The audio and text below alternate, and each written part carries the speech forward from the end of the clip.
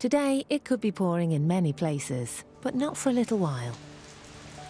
Heinz Tomato Ketchup sponsors ITV National Weather.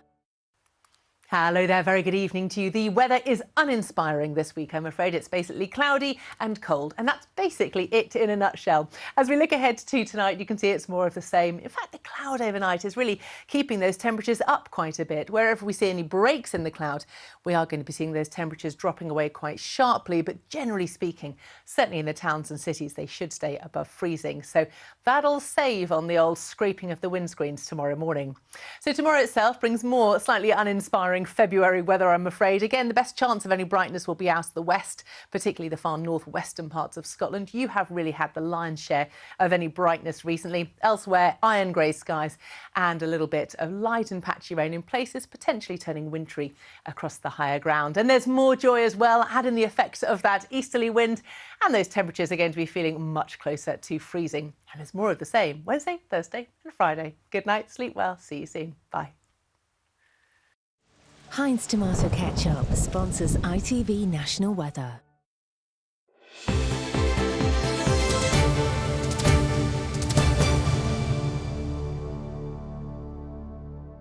And welcome to ITV News. This is the late update from Calendar. First tonight, the mother of 15-year-old Harvey Wilgoose, who was stabbed to death in his school in Sheffield a week ago, has called for walk-through metal detectors in every secondary school in the country. Returning to All Saints Catholic High School today, Caroline Wilgoose said that devices known as knife arches would be a drastic step, but one that needs to be taken to prevent the haunting, harrowing phone call she received last week. Helen Steele reports. It's a week since Caroline Wilgoose lost her son Harvey. Today, surrounded by her family, she gathered her strength outside the school where he was fatally stabbed. Then at 12:17, the exact time police were called to All Saints Catholic High, she led a silence in his honour. It's haunting, it's harrowing, there's no words for it, and I know that everybody, even people that don't know us, are hurting. His family describes Harvey as fun-loving and a friend to everyone. A 15-year-old boy has been charged with murder. Caroline now wants this school and every school across the country to introduce metal detectors known as knife arches. Students would walk through them and any metal they're carrying would set off an alarm. I guess your response for someone who says that's quite drastic would be, you haven't been through what I've been through. Yeah, you have been through. I ain't even started yet. I'm living on autopilot. I've got to do this for Harvey and children. Children that were coming up to me on Saturday, heartbroken. We've got to protect them, we've got to make them safe, and it's got to start with knife archers. On Saturday, thousands marched from the town hall to Bramall Lane, where the teenager spent many a weekend supporting Sheffield United. I feel like he's still with me. On Saturday, I didn't cry once, and I just feel really strong. But I know that there's going to come to a time where I'm not. Harvey's sister Sophie is a secondary school teacher. I'm not shocked that it's happened, but you never expect it to happen to you. Obviously we do in school, we do loads of work around knife crime, and I'd never think that I'd live in that reality. We don't want this to happen again, it should never come to this. I'm just getting started. Harvey wanted to be famous. His family says they want his legacy both to help others and to reflect the Harvey they knew. You were amazing, absolutely amazing. He was like my baby. He were always singing, always dancing, always happy. He really was a lovely, lovable, cheeky chap. Sophie Wilgoose ending that report by Helen Steele. And we've approached the government for a response to those calls from Harvey's mother.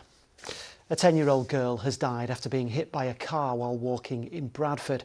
It happened yesterday evening at the junction of Ramsey Street and Ransdale Road.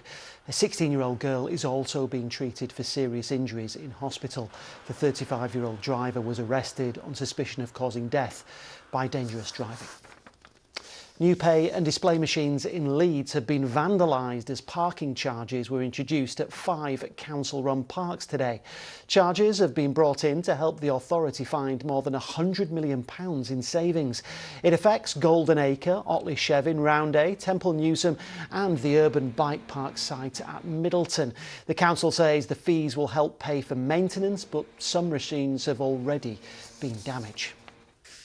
Plans have been submitted for a huge new solar farm near Barnsley, but campaigners against the scheme say it's too big and too close to their homes.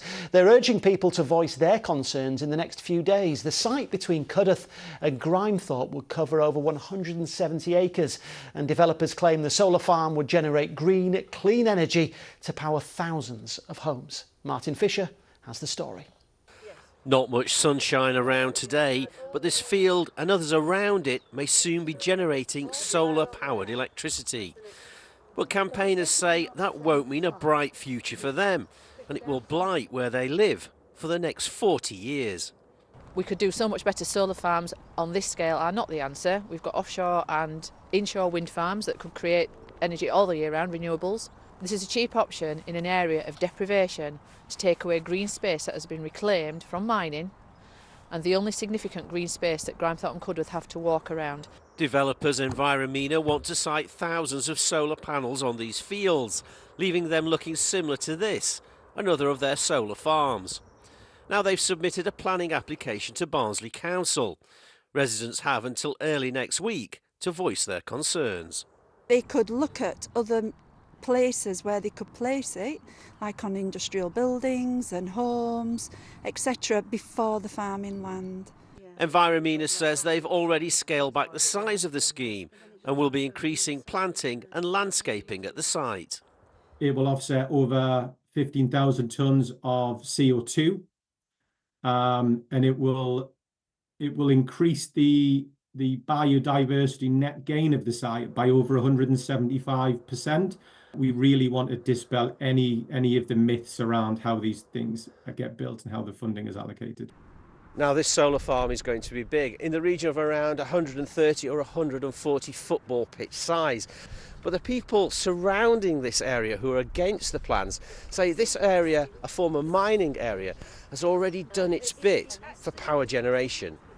I think it has, but if you look over there are the 3 wind turbines that are already there.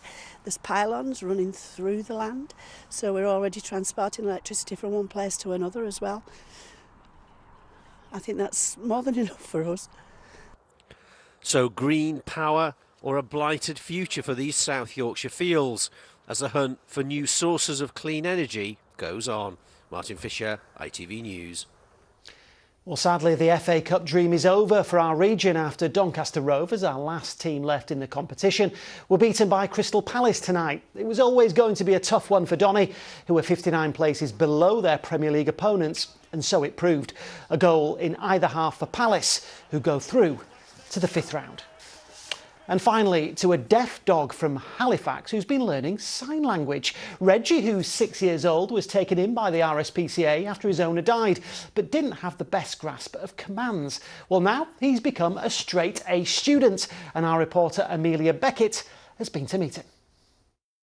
Yes, well, any of us who may have had dogs before know that they might get a little bit deaf in their old age, but Reggie here was actually born deaf. He's now 6 years old, and 10 months ago he was brought here to the RSPCA in Halifax, and since then he's been learning sign language. Now Bex has been training him. Bex, do you want to give us a few examples? Yeah, of course I can. So we use a hand signal like this for him to come over, and then for his sits we are using a hand in the air. As well as those ones, he can also do his downs, he can do his paws, and for his walks and stuff we use things like watch me's and slow down signals for when he's pulling a little bit too much. Okay, and how did you go about training him? Oh, good job. So it's very similar to if you were teaching a dog that could hear. So just like when you're trying to teach sit, obviously you're using the word sit, but instead of using the word sit, we're just using a hand signal instead. But yeah, so very, very similar. Just because he's deaf, his training is still just as easy as if he was a hearing dog. That's great, thanks Bex. Well, now we can speak to Lauren. Lauren, what kind of owner are you looking for Reggie? So Reggie, he is a big cuddle monster, so we are looking for a really nice loving home for him. Unfortunately, he's not too fond of cats, so we are looking for a pet. He has to be the only pet in the home, really. And also, we are looking for somewhere that doesn't have children, because he's not really been socialised around them. So really, an ideal home would be, you know, an individual or a couple who just really are looking for a big bundle of fun, a deaf bundle of fun to join their home. Oh, that's great. Thank you so much. Well, you heard there, he's looking for an owner. He's already learnt his sign language, so he's all good to go. Oh, and that's the news. Now here's Kerry with the weather.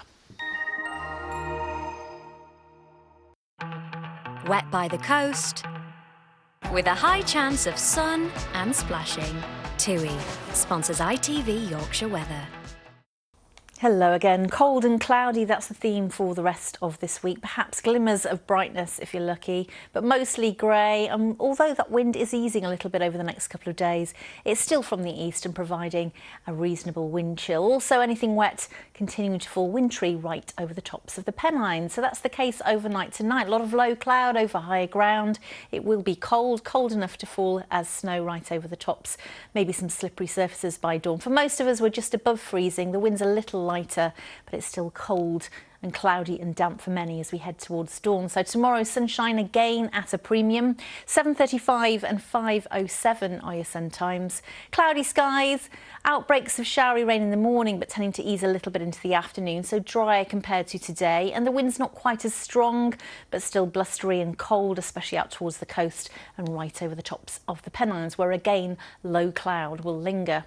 Pretty similar story as we head into Wednesday. If you're heading further south, perhaps glimmers of brightness to parts of North East Derbyshire and South Yorkshire. Take care. TUI sponsors ITV Yorkshire Weather.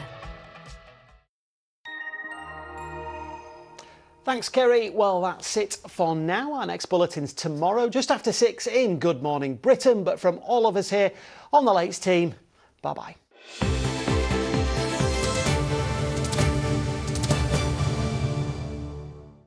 We deserve a magazine that inspires us.